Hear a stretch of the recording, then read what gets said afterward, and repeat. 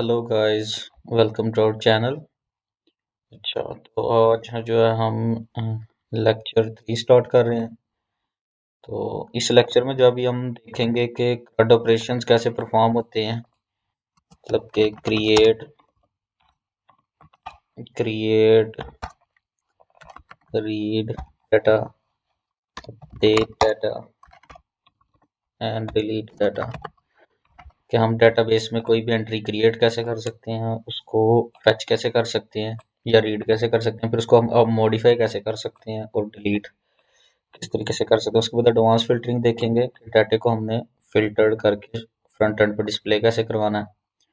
उसके बाद हमारे पास फजी सर्च का कंसेप्ट होता है, उसको देखेंगे। तो चलो स्टार्ट करते हैं फिर। अच्छा, सबसे पहले मैं एक न्यू पेज क्रिएट कर लेता हूँ यहाँ पे कट के नाम से। तो मैं ज़रा कोशिश करता हूँ कि चीज़ें जो है पहले से बनाकर ना रखूँ, आपके सामने ही जो है बनाऊँ, ताकि आपको भी चीज़ों का आइडिया देखने से हो जाए कि कैसे जो है ना चीज़ें परफॉर्म होती हैं, किस तरीके से लेआउट्स बनती हैं। तो मैंने पेज की जो है लेआउट सेट कर ली है। उसके बाद अब मैं यहाँ पर सबसे पहले उसमें एक ग्रुप रखूँगा, जिसको मैं मेन ग्रुप का नाम दे देता हूँ या मेन पेज का नाम दे देता हूँ, और एक कॉलम है।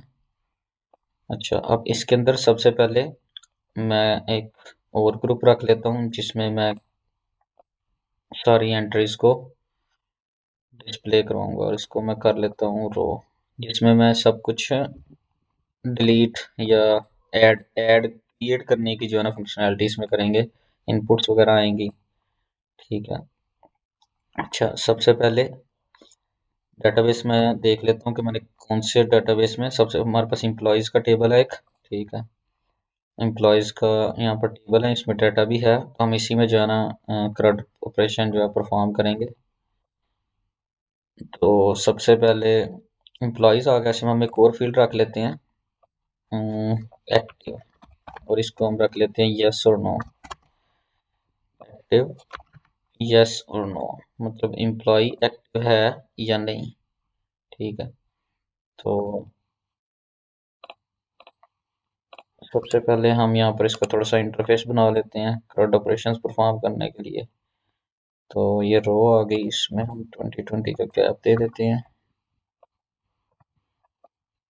इसके अंदर सबसे पहली इनपुट आ गई, जिसमें हम जो है, अच्छा मैं मेन पेज को लेफ्ट एंड राइट ऊपर नीचे सबसे जो है ना पैडिंग दे देता हूँ, ताकि कंटेंट जो है ना पेज के कॉर्नर्स पे ना जाए। इनपुट आ गई सबसे पहले, इस इनपुट को मैं नाम दे लेता हूँ नेम। यहाँ पर एम्प्लॉय का नेम आ जाएगा, एम्प्लॉय ने का नेम इसमें जो है हम ले लेंगे यूज़र से। उसके बाद नेक्स्ट इनपुट जो है, इसको मैं ग्रुप में रखूँगा। इसके बाद ये आ गई, इसमें हम जो है उसका एम्प्लॉय की डेजिग्नेशन ले लेंगे, और उसके बाद एम्प्लॉय की एक इमेज भी हम लेंगे। तो उसके लिए हम यूज़ करते हैं पिक्चर अपलोडर। पिक्चर अपलोडर हमने एक ले लिया, इसको सबसे फर्स्ट पे मैं कर देता हूँ, ठीक है। और इन दोनों को जो है यहाँ पे शिफ्ट प्रेस करके रखेंगे, तो आप जितने मर्जी एलिमेंट्स को सिलेक्ट करके सेम ऑपरेशन सब पे परफॉर्म कर सकते हैं, ठीक है। तो ये नेम की होगी और डेजिग्नेशन की होगी, इसको नेक्स्ट कर देते हैं। अच्छा, पिक्चर, उसके बाद एक टॉगल हम रख लेते हैं, जिससे हम एक्टिव है या इनएक्टिव है वो चीज़ें हम कर लेंगे। उसके लिए हम एक प्लगइन यहाँ से इंस्टॉल कर लेते हैं, ऐड प्लगइन करके। तो हम यहाँ से कोई टॉगल ले लेते हैं, टॉगल लिखा मैंने, तो ये फ्री टॉगल है यहाँ पर, इसको इंस्टॉल कर लेते हैं। या यहाँ पर काफ़ी सारे मिल जाते हैं, आप कोई भी जो है इंस्टॉल कर लेते हैं। मैं इसको कर लेता हूँ, इसको इंस्टॉल कर दिया। ओके, तो अब ये हमने प्लगइन इंस्टॉल किया, तो इधर हमारे पास जो है, इधर हमारे पास जो है टॉगल आ जाना चाहिए। अच्छा, ये हमारे पास टॉगल आ गया, इसको हम थोड़ा सेंटर में कर लेते हैं। इसको हमने लास्ट पे कर दिया, ठीक है। इसको हम नाम दे देते हैं कि टॉगल एक्टिव और इनएक्टिव। और यहाँ पर आगे हम बटन रख देते हैं कि ऐड। इसको बटन को हम नाम दे देते हैं ऐड, यानी इसके क्लिक पे ये एंट्री यहाँ से ऐड हो जाएगी डेटाबेस में। अच्छा, ये हमारा हो गया ग्रुप। क्रिएट का नाम दे देते हैं। उसके बाद हम एक और ग्रुप यहाँ पे रख लेते हैं जिसमें हम डाटा शो करवाएंगे। ठीक है, इसको भी हम जो है मेन पेज के अंदर रख लेते हैं। इसको यहाँ से जरा बाहर न रख देते हैं, यहाँ पर आ गया। इसको ग्रुप डिस्प्ले डाटा का नाम से इसको डिस्प्ले डाटा, इसमें अब हम रिपीटिंग ग्रुप एक रख लेते हैं। इसको टॉप से मार्जिन दे देते हैं 20 का। इसमें हम अभी एक रिपीटिंग ग्रुप रख लेते हैं जिसमें हम डाटा डिस्प्ले करवाने वाले हैं। तो डाटा हम लिस्ट व्यू में करवाएंगे। अगर आपने पिछला लेक्चर नहीं देखा तो वो देखें, उसमें मैंने काफ़ी रिपीटिंग ग्रुप्स को डिटेल्स में जाना एक्सप्लेन किया। तो अभी के लिए जो है मैं इसको फिट विड्थ कंटेंट से हटा देता हूँ। मिनिमम विड्थ 280 दे देते हैं हम इसको। उसके बाद इसके अंदर 2 ग्रुप्स रखेंगे, जिस तरह मैंने पहले एक्सप्लेन किया तो बताया था पिछले लेक्चर में भी कि इसको हम इसके अंदर रख देंगे रिपीटिंग ग्रुप में। एक ग्रुप ये हो गया हमारा, ये होंगे। इसमें सबसे पहले हमारे पास आ जाएगी चीज़, सबसे पहले हमने इसको रखना है रो में, और इसको पैडिंग दे देंगे हम टॉप से नहीं, लेफ्ट एंड राइट से दे देंगे 2020 की पैडिंग। और इसको कर देंगे हम सेंटर। इसका थोड़ा सा बॉर्डर कर देंगे 700। लेट्स सपोज एम्प्लॉय का नेम आ जाएगा। पिक्चर हम प्रीवियसली एक पिक्चर इधर डिस्प्ले करवा देंगे। ठीक है, ये जस्ट फॉर शो के लिए होगी, मतलब यहाँ पर डिस्प्ले नहीं आएगी। ये हमने इधर इसलिए लिखा ताकि हम इसके नीचे वाले ग्रुप में पिक्चर एक रख सकें। ठीक है, तो नेम आ गया, इसको हम दे देते हैं 2020 का कॉलम है। और इसको मैंने बताया था कि इसको हमेशा फिक्स्ड रखना है टेक्स्ट को। लेट्स पुट 150 रख लिया, इसको हमने 30 रख लिया, और इसको हम राउंडनेस भी दे देंगे 100 की। नेम आ गया। उसके बाद यहाँ पर हम एक और इसको कॉपी पेस्ट कर लेते हैं, कंट्रोल डी दबाएंगे तो कॉपी पेस्ट हो जाता है। इसको हमने डेजिग्नेशन दे दिया, इसको भी 150। और उसके बाद इसका एक स्टेटस की भी हमने फील्ड बना लेनी है कि इधर हम उसका स्टेटस शो करवा देंगे, एक्टिव है या इनएक्टिव है। ठीक है, अब ये हमारे पास बन गया। हम इसी को कॉपी पेस्ट करते हैं और ये नीचे सेम एक और ग्रुप बन गया।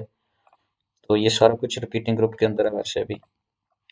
तो इधर नेम की जगह पे अभी हम जो है ना इन सब को थोड़ा सा कर लेते हैं 400। और ये चीज़ें हम क्यों, ये हेडर क्यों है, ये सारी चीज़ें आप जो है पिछला लेक्चर देखेंगे तो फिर आपको ये चीज़ें समझ लगेंगी। बड़ी बड़ी डिटेल में जो है मैंने पिछले लेक्चर में चीज़ें कवर की हैं। इधर जो है वो 30 इधर पिक्चर आ जाएगी। ठीक है, तो उसके बाद इस पर हम कंडीशन लगा देंगे कि ये सिर्फ तब डिस्प्ले हो करंट सेल इंडेक्स इज 1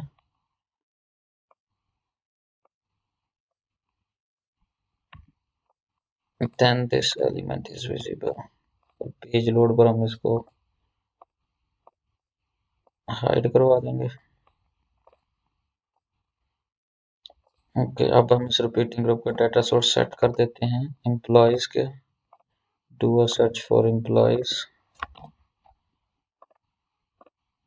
यहाँ पर जो है हमारे पास सारे के सारे एम्प्लॉयज आकर शो हो जाएंगे। अब इसमें डाटा को, इसका भी डाटा सोर्स सेट कर लेते हैं।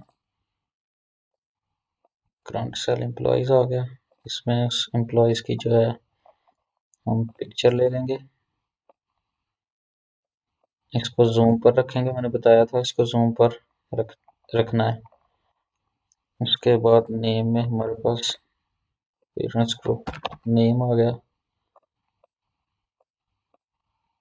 डेजिग्नेशन आ गया, पेरेंट्स ग्रुप। अच्छा, डेजिग्नेशन की हमारे पास डीबी में कोई फील्ड नहीं है, तो हम एक फील्ड बना लेते हैं।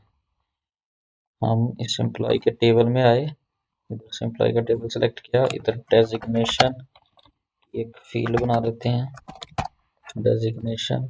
तो उसमें टेक्स्ट आएगा,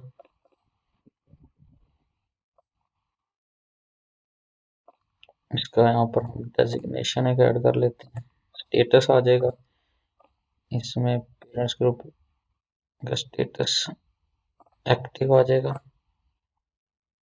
ठीक है, इसमें अब यस नो की फील्ड आएगी, तो हम इसको इधर रख लेते हैं एक्टिव, इसके कॉलम का नाम रख लेते हैं, तो इधर यस नो आ जाएगा। उसके बाद अच्छा, ये कैनवास प्लेस ऑर्डर होता है, जब भी आप कोई डायनेमिक टेक्स्ट यहाँ पर लिखते हैं तो वो टेक्स्ट स्टैटिक नहीं होता, डेटाबेस से आ रहा होता है या कहीं ना कहीं से आ रहा होता है। तो आप इधर इसको कैनवास प्लेस होल्डर दे देते हैं, जस्ट टू शो। तो एडिटर में फिर पेरेंट ग्रुप करके शो नहीं होगा, वो किस तरीके से शो होता है। ठीक है, डेजिग्नेशन है तो इसका मैं दूंगा लेट्स सपोज डेवलपर। इसकी जगह में यस या नो, मतलब इस तरीके से आएगा, नेम की जगह पर जॉन।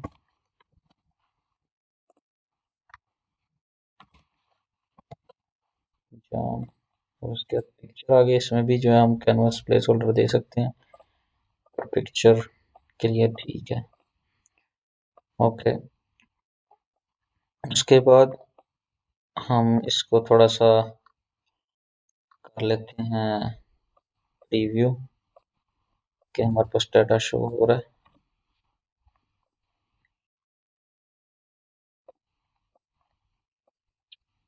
इसको डिबग मोड से हटा लेते हैं।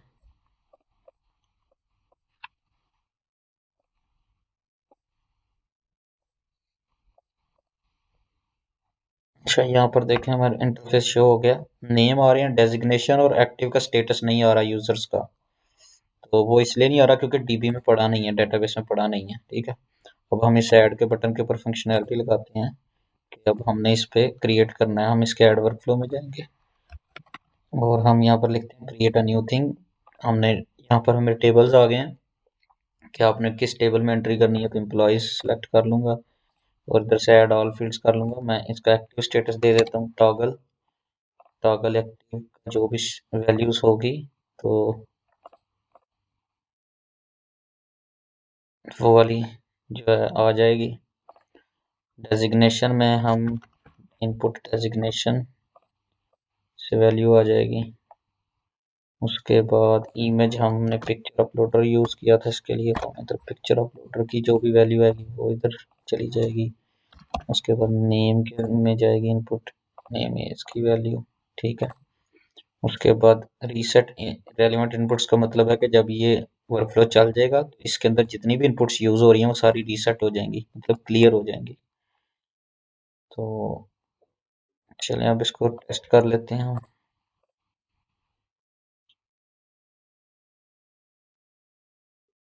ओके, तो हम यहाँ पर सबसे पहले पिक्चर एक अपलोड कर लेते हैं, click to upload an image. यहाँ से इमेज अपलोड कर लिया हमने। उसके बाद यहाँ पर उसका नेम आएगा, इसका नेम अली रख लेते हैं।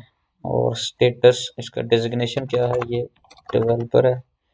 और स्टेटस एक्टिव है या इनएक्टिव, एक्टिव कर दिया मैंने। तो मैंने इसका ऐड के ऊपर क्लिक किया तो देखें नीचे अली की एक एंट्री क्रिएट हो गई। इसी तरह हम एक और एंट्री क्रिएट कर सकते हैं। आप ये इमेज मैंने ले ली, उसके बाद इसको लीजे कर देते हैं और ये हमारा डिज़ाइनर हो गया। इसको एक्टिव स्टेटस नो कर देते हैं, तो ये देखें हमारे पास एंड पर एंट्री आ गई है। तो इसमें अब हमारा क्रिएट वाला काम भी हो गया और रीड वाला भी हो गया। यहाँ पर हम डाटा सारा रीड कर रहे हैं। अब अपडेट और डिलीट वाला काम हमारा जो है ना रह गया। तो वो भी हम देख, अब ये नीचे आ रही हैं तो इनको ऊपर आना चाहिए कि न्यू जितनी एंट्रीज हैं वो सबसे ऊपर डिस्प्ले हों। तो वो काम हम कैसे करेंगे, वो रिपीटिंग ग्रुप में गए तो यहाँ पर सर्च फॉर एम्प्लॉइज, यहाँ पर हम सॉर्टिंग कर सकते हैं। हम क्रिएशन डेट की डिसेंडिंग यस कर दिया तो मतलब वो क्रिएशन डेट जिसकी सबसे एंड पे होगी सबसे ऊपर शो होगा। तो ये देखें आप, वो जो है ना एंट्रीज, अब यहाँ पर हम कुछ भी न्यू एंट्री करते हैं। ठीक, तो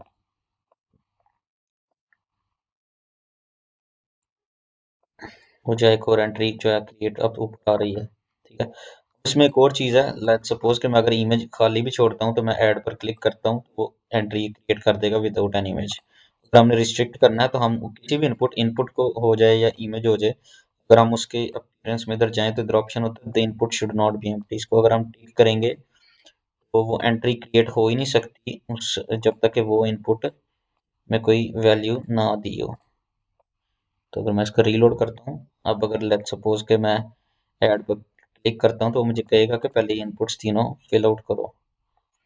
तो ये हो गया। उसके बाद अपडेट वाला देख लेते हैं। ठीक है, तो अपडेट के लिए हम लेट्स सपोज हम कस्टम स्टेट बना लेते हैं। कस्टम स्टेट का इंशाल्लाह आगे कंप्लीट लेक्चर होगा, तो फिल वक्त हम एक कस्टम स्टेट समझ लें कि एक वेरिएबल है। ठीक है, तो और वेरिएबल में हम कुछ भी स्टोर कर सकते हैं। ठीक है, तो सबसे पहले पेज पे हमने जितनी कस्टम स्टेट्स बनाते हैं वो पेज पर बनाते हैं। पर ऐड न्यू कस्टम स्टेट की मतलब कि एक न्यू वेरिएबल बना लिया, लेट्स सपोज सेलेक्टेड एम्प्लॉय के नाम से। तो इसमें एम्प्लॉय हमने सेव करना है, मतलब एक पूरी एंट्री इसमें सेव हो जाएगी। तो हम इसकी डाटा टाइप दे देते हैं स्टेट टाइप एम्प्लॉयज, क्रिएट कर दिया। तो उसके बाद अब इसके क्लिक पे यानी किसी भी एंट्रीज के इस ग्रुप के ऊपर क्लिक हो, हमने क्या करना है, हमने उस वेरिएबल की वैल्यू सेट करवानी है, यानी कि सेट स्टेट। हमने उस स्टेट को सेट करना है। वो है कि इधर सबसे पहले करंट, ये पेज का नेम आ रहा है, इस पेज के नेम के अंदर हमने सिलेक्टेड एम्प्लॉय के नाम से बनाई थी। इसमें वैल्यू क्या आएगी, हम करंट सेल का एम्प्लॉयज इसमें सेव करवा देते हैं। मतलब मीन्स के इसके जिस भी सेल पर वो क्लिक करेगा उस सेल का एम्प्लॉय उस वैल्यू में सेव हो जाएगा, कस्टम स्टेट में सेव हो जाएगा। उसके बाद अब हम कर लेते हैं कि इस ग्रुप को पेरेंट्स ग्रुप का दे देते हैं, सोर्स दे देते हैं एम्प्लॉयज, मतलब इस ग्रुप को ये क्रिएट का जो सा ग्रुप है, और इसमें वैल्यू हम पास कर देते हैं। इसमें फिल वक्त वैल्यू हम पास कर देते हैं, लेट्स सपोज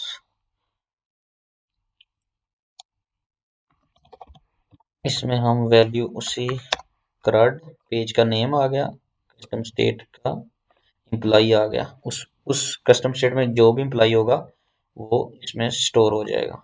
ठीक है, और इसमें पिक्चर भी उसकी हम बाय डिफॉल्ट पिक्चर शो करवा देते हैं। पेरेंट्स ग्रुप एम्प्लॉयज की इमेज आ गई हमारे पास इधर।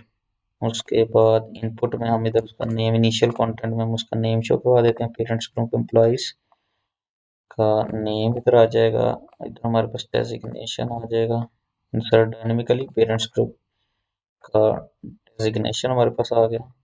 उसके बाद टॉगल, इसका स्टेटस जो है हम रीसेट स्टेटस, अगर तो इस पर हम कंडीशन लगा देते हैं कि अगर तो पेरेंट्स ग्रुप का एक्टिव स्टेटस नो है देन प्रीसेट स्टेटस अनचेक हो जाएगा।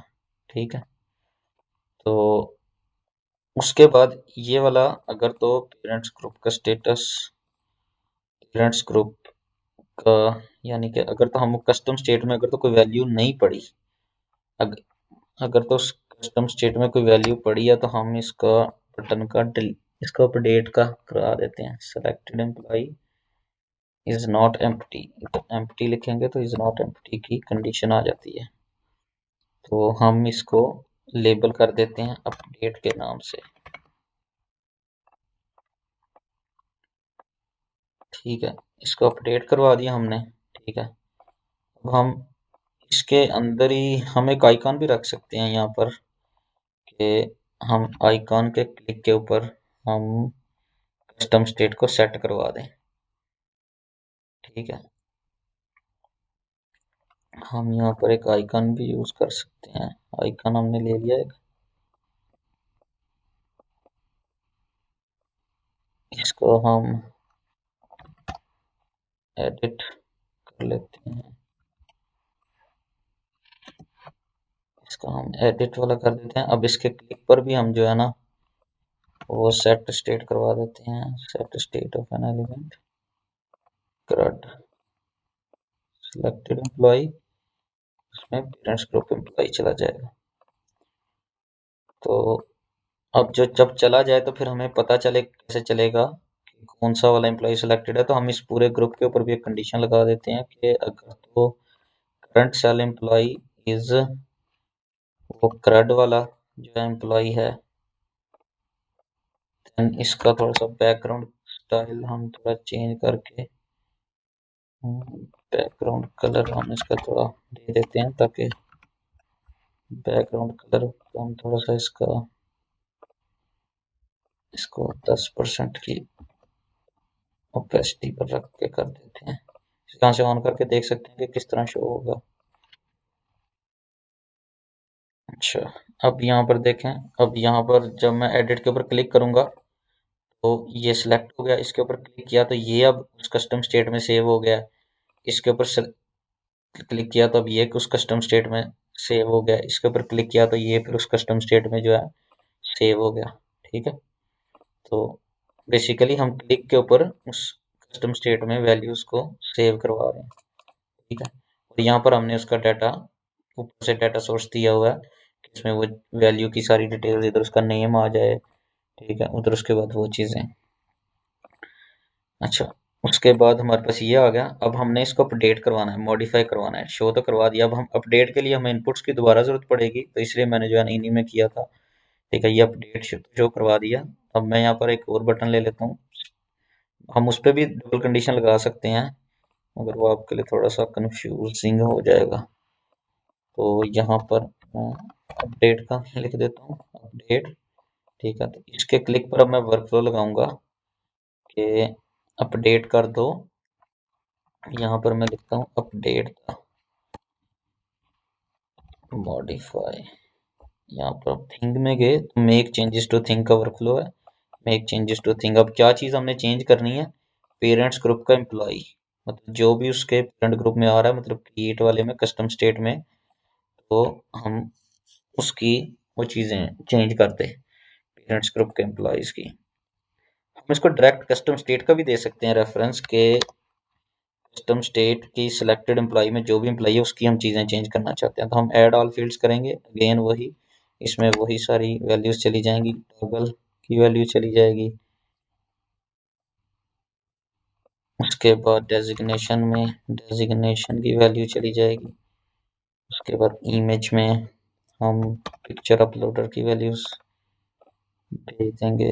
नेम में जो है हम इनपुट नेम की वैल्यू भेज देंगे। तो उसके बाद जो है हम अलर्ट सा शो, अलर्ट भी हम शो करवा सकते हैं। यहाँ पे ऐड प्लगइन में जाएं, यहाँ पर आपको अलर्ट मिल जाएगा। यहाँ पर ये वाला कर लें, कोई भी कर लें। ठीक है, तो अब अलर्ट हम एक शो करवा देते हैं। हम अपडेट के क्लिक पर गए, तो यहाँ पर हम जब जैसे ही वो वर्कफ्लो चले, मॉडिफिकेशन हो जाए, तो फिर हम एक कहते हैं कि अलर्ट शो हो जाए कि डाटा अपडेट, या हम उस एम्प्लॉय का नाम भी इधर शो करवा सकते हैं कि जो कस्टम स्टेट में कर्ड पेज का नेम आ गया, उसकी कस्टम स्टेट में उसका नेम यानी उसका डाटा अपडेट, हम इस तरह करके भी जो है शो करवा सकते हैं। स्पेस दे देते हैं अपडेटेड। तो अब इसको ज़रा चेक कर लेते हैं।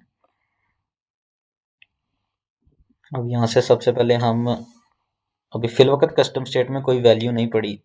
कस्टम स्टेट जो है पेज लोड जब भी होता है तो कस्टम स्टेट ज़ीरो हो जाती है, उसकी वैल्यू क्लियर हो जाती है। ठीक है, जब भी पेज लोड होता है, मतलब मैंने अभी इस पे सिलेक्ट किया तो कस्टम स्टेट में ये वैल्यू चली गई। जब मैं इसको रीलोड करूंगा तो ये वैल्यू फिर से क्लियर हो जाएगी। ठीक है, तो कस्टम स्टेट अब मैंने इसके ऊपर सिलेक्ट किया। लेट्स सपोज मैं ये अलीजे की वैल्यू है, इसको मैं डिज़ाइनर नहीं, मैं इसको मार्केटर अगर मैं रोल असाइन करूं, तो मैंने अपडेट पे क्लिक कर देता हूं। तो अब देखें ये बटन ऐड वाला है जिसकी सिर्फ लेबल चेंज हुई है कि अपडेट वाला है, मगर ये जो बटन है जिस पर हमने वर्कफ्लो लगाया अपडेट किया, तो वो देखें एलिस डाटा अपडेटेड और यहाँ पर मार्केटर उसका रोल आ गया। इसी तरह मैं इसका एलिस का नेम चेंज करना चाहूँ तो वो भी अपडेट पे क्लिक किया, ये देखें इसका नेम भी यहाँ पर चेंज हो गया। तो ये एडिटिंग होती है, इसमें सिर्फ एक वर्कफ्लो यूज होता है मॉडिफिकेशन में, वो है मेक चेंजेस टू थिंग। ठीक है, उस किसी भी जो है एम्प्लॉयज को हम अपडेट कर सकते हैं। उसके बाद डिलीट वाला आ जाता है। डिलीट वाला बहुत सिंपल है, अब लेट्स सपोज के इसकी जगह मैंने आगे एक और आइकन रख लिया, इसको मैं ज़रा नाम दे देता हूँ डिलीट का। डिलीट वाला आइकन मैंने इधर यूज़ कर लिया। अब इस डिलीट वाले आइकन पे के वर्कफ्लो में मैं जाता हूँ। लेट्स सपोज अगर मैंने ये एंट्री डिलीट करनी है तो मैं डिलीट थिंग के क्लिक पे करूँगा और पेरेंट्स ग्रुप का जो है ना डाटा डिलीट कर दूंगा। मैंने यहाँ से डिलीट पे गया और वो कह रहा है क्या डिलीट करना है, to delete parents group employee, यानी उसके उसमें जो भी एम्प्लॉई आ रहा होगा उस सेल में वो डिलीट हो जाएगा। इसको रीलोड कर लेते हैं। लेट्स सपोज कि मैंने ये एंट्री डिलीट करनी है तो मैं इसके ऊपर क्लिक करूंगा तो वो एंट्री डेटाबेस से भी डिलीट हो जाएगी। ठीक है, तो ये है बेसिकली कट ऑपरेशन। क्रिएट किया हमने, उसके बाद उसको मॉडिफाई भी किया और ये रीड भी हो रहा है डाटा, डिलीट भी कर लिया। उसके बाद अब हम एक सर्चिंग देखते हैं कि सर्चिंग कैसे होगी। तो सर्चिंग के लिए हम एक इनपुट और यूज़ कर लेते हैं। लेट्स सपोज इनपुट हमने यहाँ पर यूज़ कर ली इनपुट। ठीक है, इसको हम इसके अंदर प्लेस होल्डर सर्च कर रख देते हैं कि इसको हम थोड़ा सेंटर अलाइन कर लेते हैं। ठीक है, इसके क्लिक पर इसको हम नाम भी दे देते हैं कि इनपुट सर्च।